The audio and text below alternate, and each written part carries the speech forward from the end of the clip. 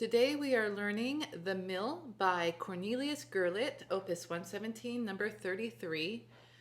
This is the second piece in the order of difficulty of Jane Magrath's Masterpieces with Flair.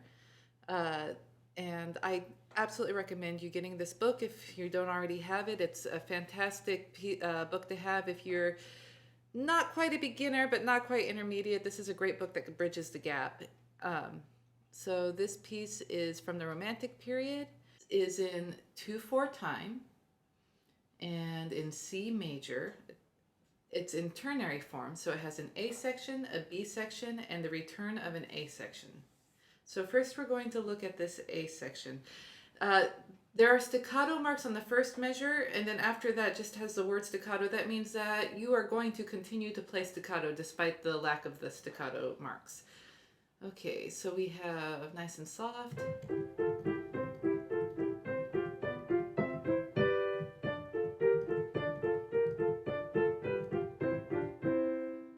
Okay, a couple practice steps that might help. This requires a little bit of rotation. The right hand is kind of a right, left, right, left. Think of the feeling of when you jiggle a doorknob. The left hand is a slower rotation, kind of the feeling of rolling your hand back and forth over a tennis ball.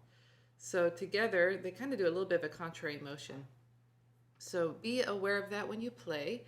And a good way to just kind of block your way through the notes and fill out the fingering, and it helps you know how to land in each little position, is to play it block. We're going to break each measure into 2 halves. Here's the first half, here's the second half. So notice how my wrists kind of go in on the second half and then back out.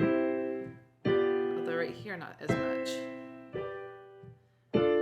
Rotation.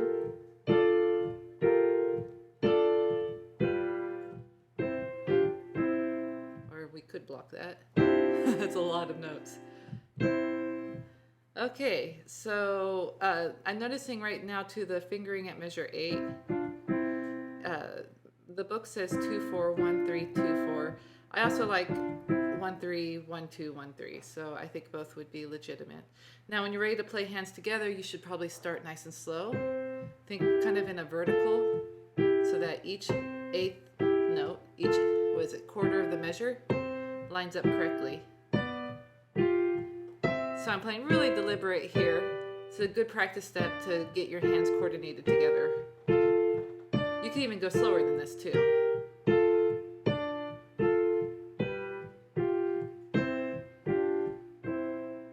And then as you feel more comfortable, you can speed up as you go along. Now let's take a look at the B section. The first thing I want to point out is 2-note slurs. So slur is that line above the notes that kind of looks like a rainbow. And when you have a slur over just 2 notes, or in this case 2 harmonic intervals, you're going to play the first one a little bit louder, a little more heavy, and the second one lighter, softer. And also you're going to connect the first one. The first one's legato. The second one is not quite staccato, but definitely detached. So then you have a whole phrase here. And then again, 2-note slurs. Nice phrase here. And there's a poco rallentando at measure 16, so that means gradually get slower. By a little bit. Poco is little. Okay, so now let's take a look at the left hand. We have... Okay, I would really like this. You have kind of a walking bass line right here that you can bring out. I like that.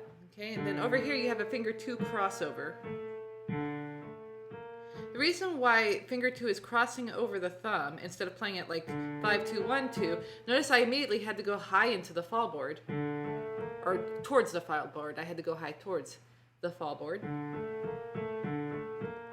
To play it with this fingering, it's easier to just come down and play 5-1-2 like that, and just let my long second finger cross over the thumb. And then another... I did a little note mistake there, but it has another walk up. Okay, so let's see. You can block this a little bit if you want, like just the left hand, really, I think. if that makes it easier for you. Okay, now let's talk about the dynamics. It's loud, soft, that's an echo.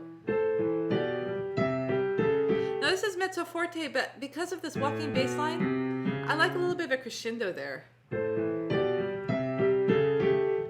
Okay, and then again, it's moderately loud, and then echo, soft. I think you can do it again. And I like doing a crescendo there with the rallentando because the next measure is soft, so it makes that next measure stand out with how, sweet and soft it is. So that is how I would practice it.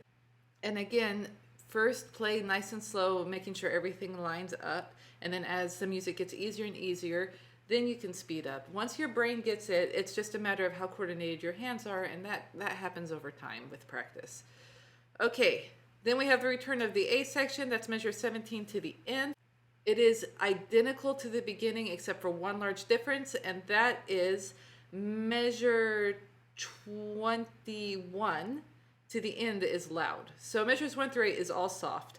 Measures 17 to the end is 4 measures soft, 4 measures loud. I shall play it.